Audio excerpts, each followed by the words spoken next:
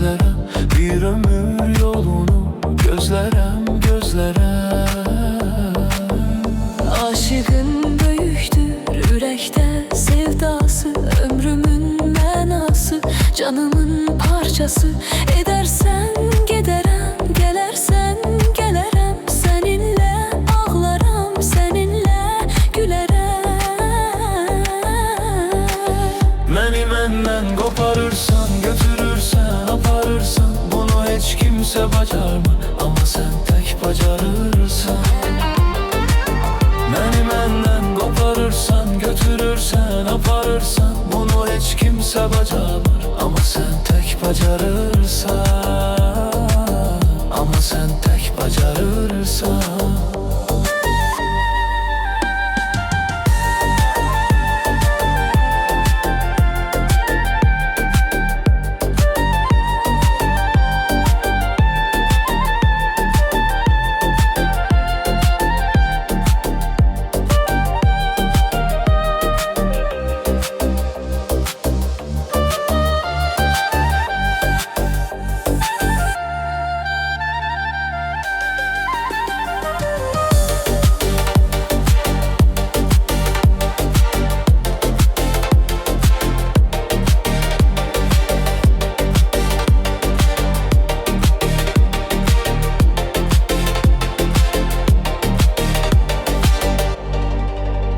Bir kitap tek seni açaram, bağlaram, bu hissi duyunu gizlice saxlaram. Darıxsam mən səni özlərəm, özlərəm, bir ömür yolunu gözlərəm, gözlərəm. Aşığın böyükdür ürəkdə sevdası, ömrümün mənası, canımın parçası.